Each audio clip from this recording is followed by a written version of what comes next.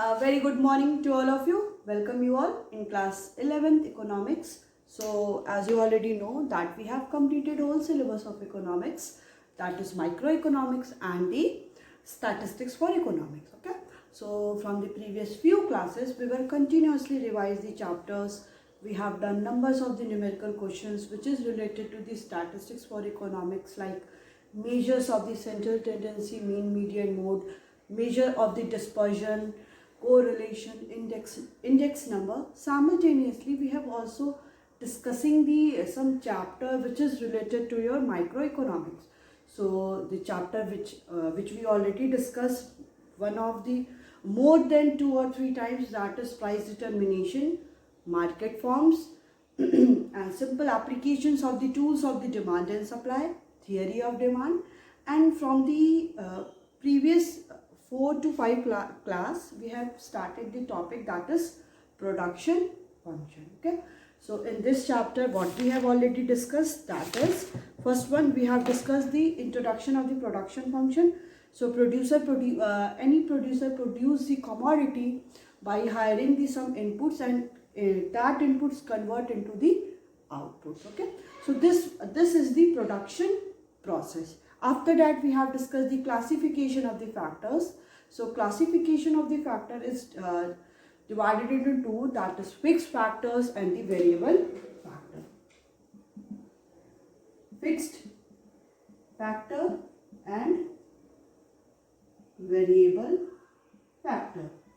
So fixed factor are those factors which do not change in the short run. Variable factors are those factors which change in the short run. Okay, so whatever the cost of the fixed factor, the cost of the production will not change with the change in the output. Whether the output increases, decreases or becomes zero, so fixed factor, the cost of the fixed factor does not change. For example, land, machinery, permanent staff, etc. Next one is variable factor.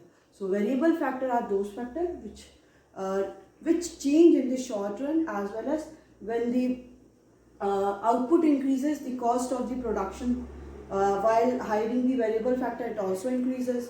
When the output decreases, so the cost is also decreases. And when output becomes zero, so there will be no cost. When cost becomes zero, so there will be no output. So for example, raw materials, casual wage laborers, etc. So next topic that we have discussed, that is time dimension. Time dimension is divided into 3 time period, that is very short period and the long period. So in the very short period, so all the factors are the fixed. Okay, so any producer does not have enough time to change their factors. So in this case, Q is the function of x1 and x2, and both inputs are the constant in the case of very short period. When we talk about the short period, so any producer have enough time to change their factors. Okay, so in that case, one variable factor and all other factors are the constant. In that case, the Q is the function of x1 and x2, and here one is variable factor and all other factors are the fixed. Next that we have discussed, that is long period. So in the long period, Q is the function of x1 and x2. So here x1 and x2 both are the variable factor, and any producer have enough time to change their output. And in the case of long period, so there is no distinction between the fixed factor and the variable factor. All factors are the variable. Okay.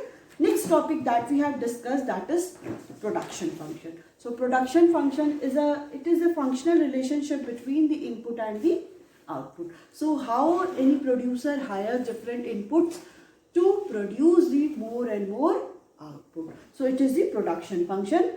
Next we have discussed the types of the production function. So types of the production function is divided into two, that is short run production function and the long run production function. So types, that is short run or short period and the long run. So in the short run, the law which applies is that simply the law which operate in the short run is law of returns to a factor. Law of returns to a factor. And in the long run, the law which operates, that is law of returns to scale. To a scale. Okay. So in this short run, we study the law, that law variable proportion, and in the long run, we study that is law of increasing return, law of constant return, law of constant scale, and the last one is law of diminishing return. Okay. Next topic that we have discussed, that is concept of the production in the short run. Okay. So concept of the production in the short run, we have discussed three types. Total product. Total product is also called the total physical product. Second, we have discussed marginal product, and third one is average product, and average product is also known as average physical product. So all these we have also discussed with the one schedule. Okay. Next topic that we have started, that is law of variable proportion. So law of variable proportion states that initially marginal product of a factor initially rises up to reaching the certain level of employment, but after the reaching the certain level of employment, MP, marginal product, starts to fall. Okay. As well as we also can say that in this case, in the law of variable proportion, total product initially increases with the increasing rate, increases at the diminishing rate, and after that it becomes maximum and constant, and ultimately it starts to fall. Okay. So this one is your law of variable proportion, and some assumptions we have also discussed in the last class, that is one factor input is variable and all other factors are the fixed, and this law apply in the short run production function, and the technologies which are operating in the short run does not change, right? So units of the variable factor are also the homogeneous, and all are the equally efficient. So till here we have already discussed in the last class, and in today's class we are going to study the law variable proportion with the help of the one schedule and the diagram. Okay, so let's get started. Okay, so it starts with the law of variable proportion. Law of variable proportion. So definition हमने last class में discuss कर लिया था, उसके assumption भी discuss कर लिया था. आज हम लोग क्या करते हैं, इसका स्केड्यूल और डायग्राम को देखते हैं. ठीक है. तो the law of variable proportion can be explain with the help of the following table and the diagram. So first of all units of the variable factor. Units of, देखिए यहाँ पे वेरिएबल फैक्टर इसलिए लिया जा रहा है क्योंकि हमें पता है कि फिक्स फैक्टर चेंज नहीं होंगे, हमेशा वो सेम रहेंगे. तो हम लोग जब भी रिलेशन दिखा रहे हैं तो किसके साथ दिखाएंगे, वेरिएबल फैक्टर के साथ दिखाएंगे. Next one is TP, total product. ये सब डिस्कस कर लिया था लास्ट क्लास में कि टोटल प्रोडक्ट क्या होते हैं, मार्जिनल प्रोडक्ट क्या होते हैं, एवरेज प्रोडक्ट क्या होते हैं. तो अगर आपको रिवाइज करना है तो प्रीवियस वीडियो में देख के आप इसको रिवाइज कर सकते हो. ठीक है. सो 0 1 2 3 4 till 9, 5 6 7 8 9.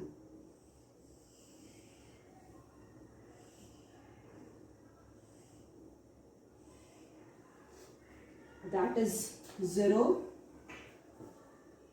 2 5 9 2 5 9 12 14 15 12 14 15 15 14 12. And the marginal product, it is also in units. That is, अभी यहाँ पे 0 क्यों ले रही है बताएंगे. 2 3 4, ये तो हम लोग यहाँ से भी निकाल सकते हैं ना, कि MP निकालना है तो TP को माइनस करके निकाल सकते हैं. 3 2 1 0 -1 -2। ठीक है, ये आपका क्या हो गया, स्केड्यूल हो गया, टेबल।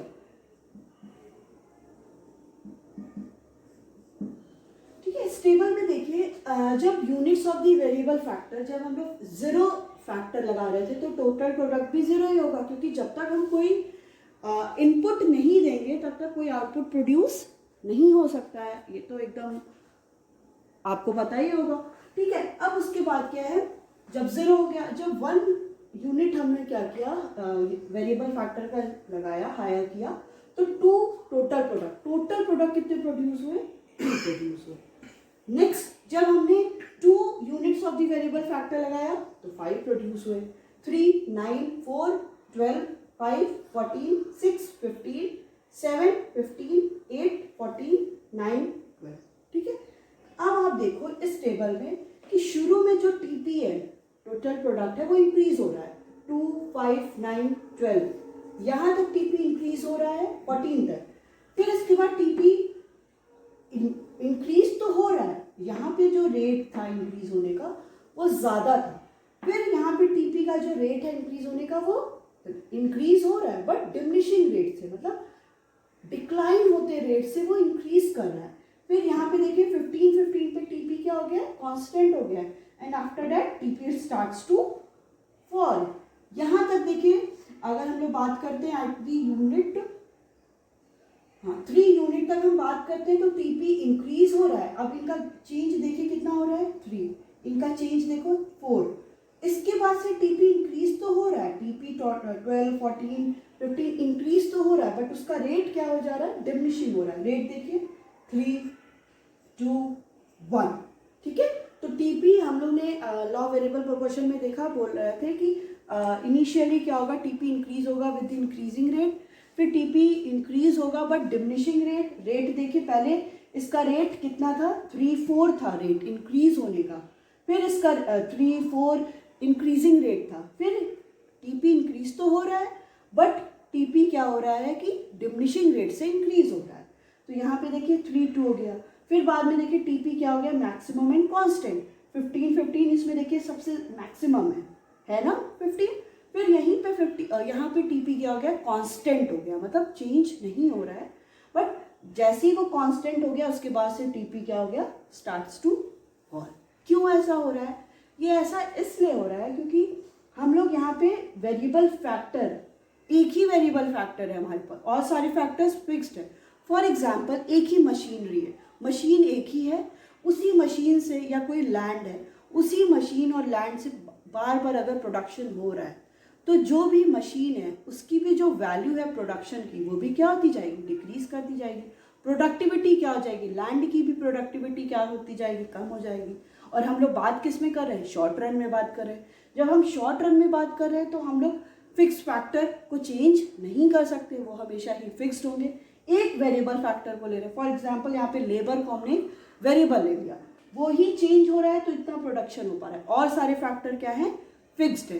तो कुछ लिमिट तक ही फिक्स फैक्टर क्या करेंगे, प्रोडक्शन को इंक्रीज करते जाएंगे, बट आफ्टर सर्टेन, इसमें लाइन हमने पढ़ा था, after certain reaching the any point, any employment point, एक पॉइंट पे पहुंचने के बाद आपका मार्जिनल प्रोडक्ट क्या होगा, वो स्टार्ट्स टू डिक्लाइन, वो डिक्लाइन करने लगेगा।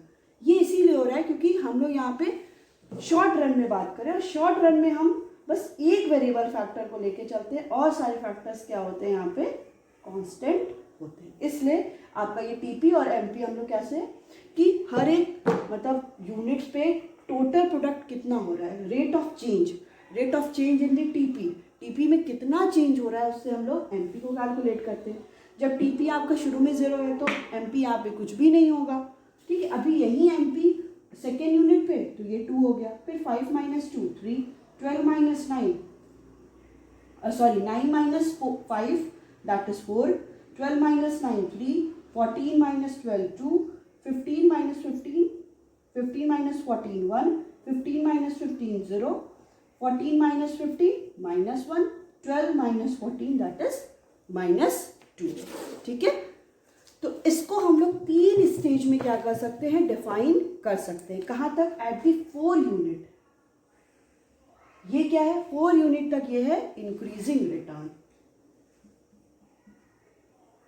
इंक्रीजिंग रिटर्न, ये इंक्रीजिंग रिटर्न होने का मतलब क्या हुआ कि यहाँ पे जो हम लोग कॉस्ट लगा रहे हैं वो क्या है, वो कम हो रही है, रिटर्न हमें जो रेवेन्यू मिल रहा है वो क्या हो रहा है, वो ज़्यादा मिल रहा है। तो इस केस में एमपी क्या हो जाएगा, एमपी देखिए क्या हो रहा है, एमपी कंटिन्यूसली 2 3 4 इंक्रीज हो रहा है, तो एमपी इंक्रीजेज।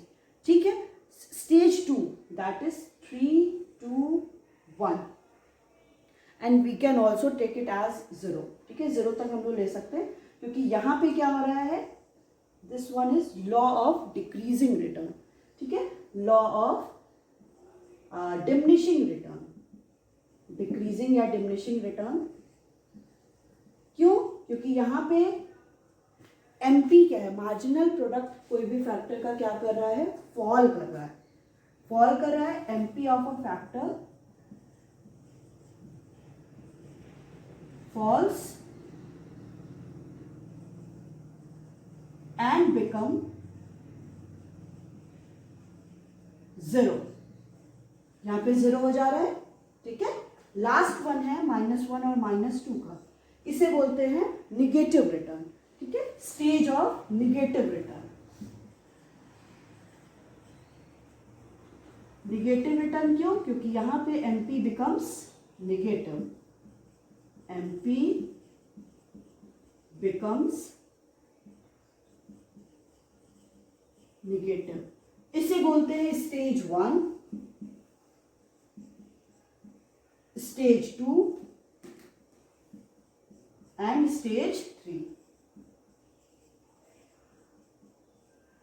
ठीक है, इसको हम लोगों ने 3 स्टेज में डिवाइड कर लिया, that is stage 1, stage 2 and stage 3।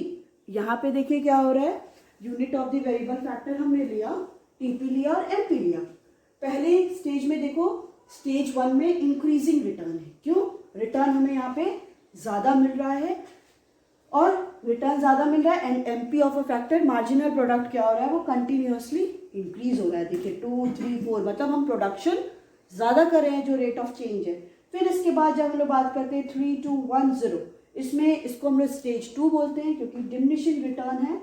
MP of a factor क्या हो रहा है, वो फॉल हो रहा है। एमपी क्या हो रहा है, वो पहले 3 2 1 फॉल हो रहा है और फिर अल्टीमेटली वो क्या हो जा रहा है, 0 हो जा रहा है। ठीक है, नेक्स्ट क्या हो रहा है, नेक्स्ट जो लास्ट स्टेज है that is stage 3, it is the negative return. इसको हम लोग निगेटिव रिटर्न बोलते हैं, क्यों, क्योंकि एमपी बिकम्स निगेटिव। यहाँ पे एमपी देखे -1 और -2 हो जा रहा है। ठीक है, इसे बोलते हैं लॉ वेरिएबल प्रोपोर्शन। अब इसका हम लोग क्या करेंगे, डायग्रामेटिक प्रेजेंटेशन करेंगे एंड देन उसका एक्सप्लेनेशन करेंगे। ठीक है, तो इसको रब कर देते हैं।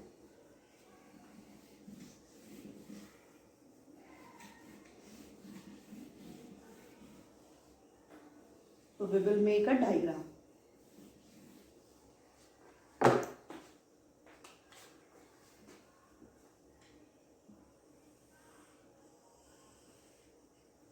Here variable factor,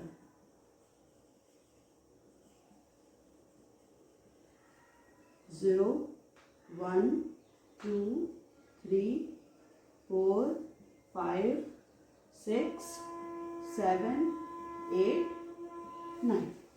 Okay, here we will take the TP and MP. So it is also negative, so I have to take here also 0 -1 -2.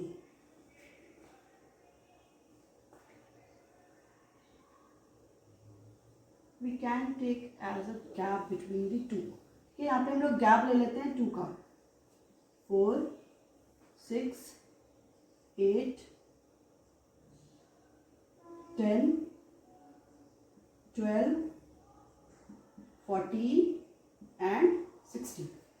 ठीक है, हो गया variable factor, TP and MP. अब यहाँ से स्टार्ट करते हैं। When unit of variable factor is 0, TP is also 0, यहाँ पे ले लेंगे एक point. When unit of a variable factor is 1, TP is 2, this point. When unit of the variable factor is 3, TP is 9.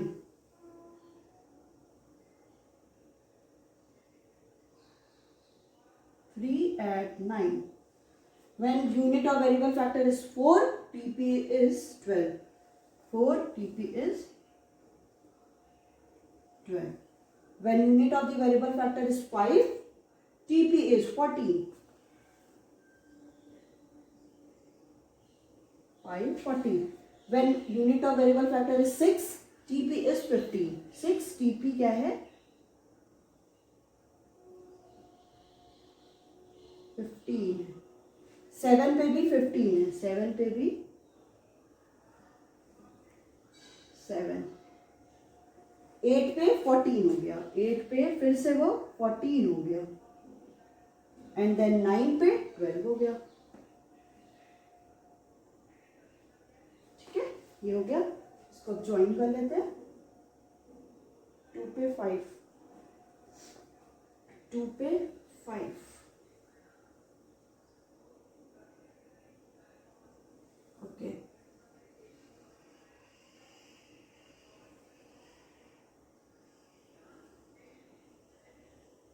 This is your total product. ये आपका क्या हो गया? टोटल प्रोडक्ट हो गया.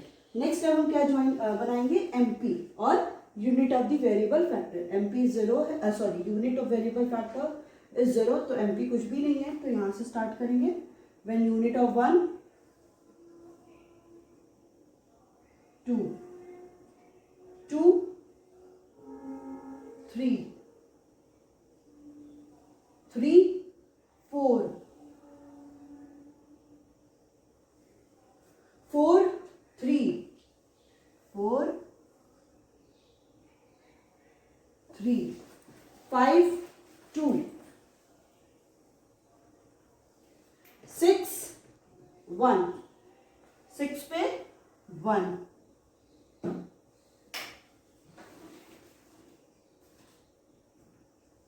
7, 0, 8 पे -1 और 9 पे -2. ठीक है, अब इस पॉइंट को हम लोग ज्वाइन कर देते हैं.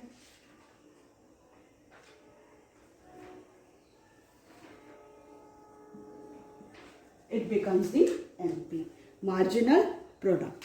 ठीक है, ये मार्जिनल प्रोडक्ट हो गया. टीपी और एमपी का हमने डायग्रामेटिक प्रेजेंटेशन कर लिया है. ठीक है, अब यहाँ पे देखिए, हम लोग ने जब बात की थी कि यूनिट 4 तक, जहां पे 4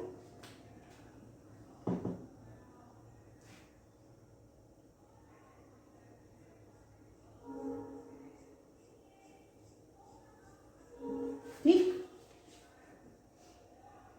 एंड दिस वन इज जहां पे ये मैक्सिमम था.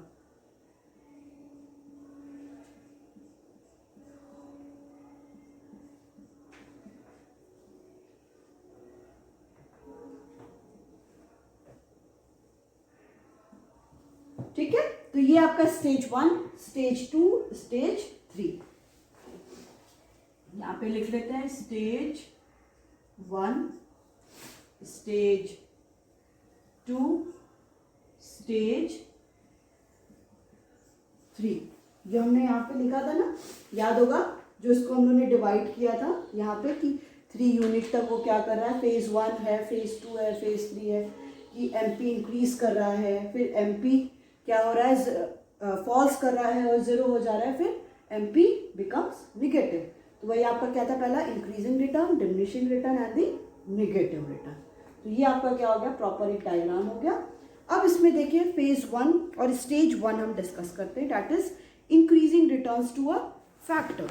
इसमें कह रहा है when TP increases at increasing rate, जब टीपी इंक्रीज कर रहा है इंक्रीजिंग रेट से, एमपी राइज कर रहा है. देखिए टीपी इंक्रीज कर रहा है, यहाँ पे देखिए टीपी इंक्रीज कर रहा है तो एमपी भी राइज कर रहा है. 2, 5, 9, एमपी ऑल्सो राइजेस. नेक्स्ट यहाँ पे कॉजेज दे रखा है कि better utilization of the fix factor. जितने भी फिक्स फैक्टर है उनका क्या हो रहा है? बेटर यूटिलाइजेशन हो रहा है.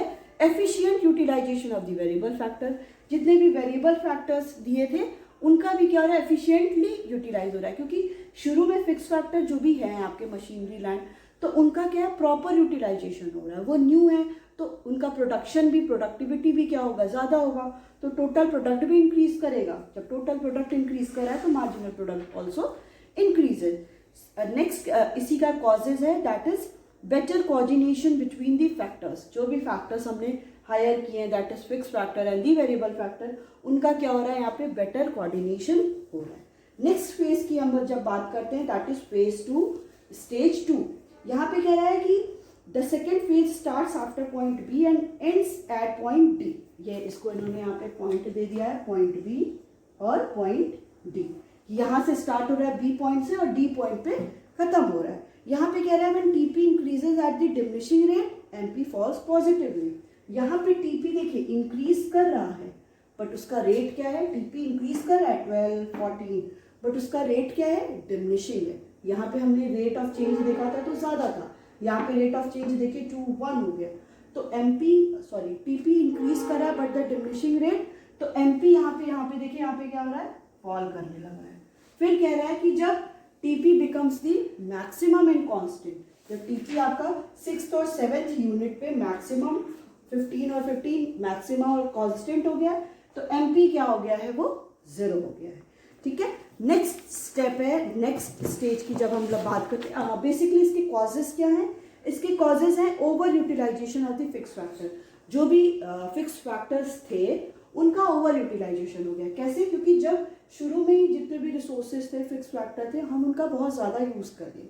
अब उतनी कैपेसिटी जितने भी फिक्स फैक्टर है नहीं है कि वो ज़्यादा प्रोडक्शन को कर सके। नेक्स्ट है imperfect substitute of the factors. ठीक है, जब हम लोग बस एक ही वेरिएबल फैक्टर को क्या करते जाएंगे, कंटिन्यूसली यूज़ करते जाएंगे, तो उनकी भी क्या है, जैसे कोई भी लेबर से हम लोग प्रोडक्शन कंटिन्यूसली बोल रहे हैं कि और प्रोड्यूस करो और प्रोड्यूस, तो उनकी भी एफिशिएंसी क्या होती जाएगी, वो कम होती जाएगी। ठीक है, and the last one is poor coordination. Poor coordination किसके बीच में हो जा रहा है, जो भी फिक्स फैक्टर है ऑन दी वेरिएबल फैक्टर। तो इसकी वजह से जो भी एमपी क्या हो जा रहा है, 0 हो जा रहा है। मार्जिनल प्रोडक्ट पहले तो फॉल करने लगा, फिर वो 0 हो जा रहा है। And the last one is negative returns to scale.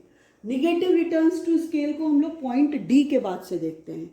Point D के बाद से आप देखिए, इसमें कह रहा है कि टीपी क्या हो रहा है, कंटिन्यूसली फॉल कर रहा है। और आप इसको देख सकते हो यूनिट 8 एंड 9 में। 8 एंड 9 यूनिट में देखिए, दिस वन 8 और 9 यूनिट में देखिए क्या हो रहा है, टीपी 14 एंड 12 हो गया है, स्टार्ट्स टू फॉल। और फिर आप जब डायग्राम में पॉइंट डी के बाद देखेंगे तो टीपी क्या हो रहा है, फॉल कर रहा है।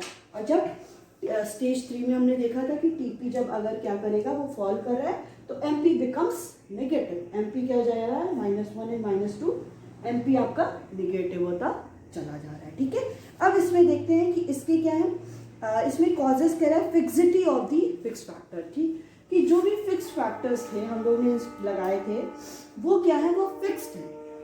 अगर प्रोडक्शन कम हो रहा है, जब हमने यहाँ पे देखा कि मार्जिनल प्रोडक्ट पहले तो फॉल कर रहा था, फिर वो 0 हो गया, तो यहाँ पे अगर कोई भी शॉर्ट रन की बात अगर हम नहीं करते हैं, बट लॉन्ग रन में होता, तो यहीं पे क्या करता, कोई भी प्रोड्यूसर अपने फिक्स फैक्टर को चेंज कर लेता और प्रोडक्शन इंक्रीज कर देता। But here we are talking about the short run. और शॉर्ट रन में क्या होते हैं, एक ही फैक्टर वेरिएबल होते हैं और सारे फैक्टर को फिक्स लेके चलते हैं। तो यहाँ पे फिक्स फैक्टर क्या है, फिक्स्ड हो गया, इनको हम चेंज नहीं कर सकते हैं। तो इसलिए क्या होता जा रहा है, एमपी क्या होता जा रहा है, 0 होता चला जा रहा है। टोटल प्रोडक्ट भी क्या होता जा रहा है, वो फॉल करता जा रहा है। फिर कह रहा है कि over crowding of the variable factor. Over crowding हो गया, मतलब अगर आप ये सोचो कि कोई भी लेबर्स हम जो वेरिएबल फैक्टर ले रहे हैं, उनसे ही हम कंटिन्यूसली बोल रहे हैं कि आप बस प्रोड्यूस करते रहिए, तो उनका भी क्या हो जा रहा है कि किसी की एफिशिएंसी अगर ज़्यादा काम होगा तो उसकी एफिशिएंसी क्या होगी, वो फॉल करती जाएगी। ठीक है, तो यहाँ पे क्या हो गया कि उसकी एफिशिएंसी क्या होती जा रही है, फॉल करती जा रही है। तो अब उतने में उसकी कैपेसिटी नहीं है कि वो ज़्यादा से ज़्यादा प्रोडक्शन कर सके। ये भी एक इसका कॉजेज है। एक कॉजेज है डिफेक्टिव फैक्टर रेशियो, कि डिफेक्टिव फैक्टर रेशियो ऐसे कि जो भी फिक्स फैक्टर लिया वो तो फिक्स्ड है, उसको तो चेंज नहीं कर सकते। जो वेरिएबल फैक्टर है उस पर हम लोग कंटिन्यूसली प्रेशर दे रहे हैं, तो इनका जो रेशियो है वो क्या है, सही नहीं है। इसकी वजह से टीपी क्या हो रहा है, वो फॉल कर रहा है, और एमपी क्या हो जा रहा है, वो निगेटिव हो जा रहा है। ठीक है, तो ये है आपका law of variable proportion.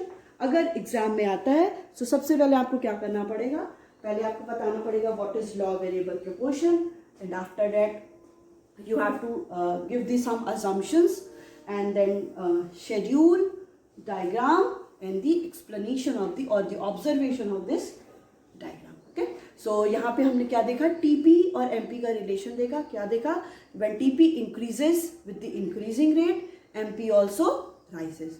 When TP increases but diminishing rate, MP starts to fall. When TP becomes maximum and constant, so MP becomes 0. When TP starts to fall, MP becomes negative.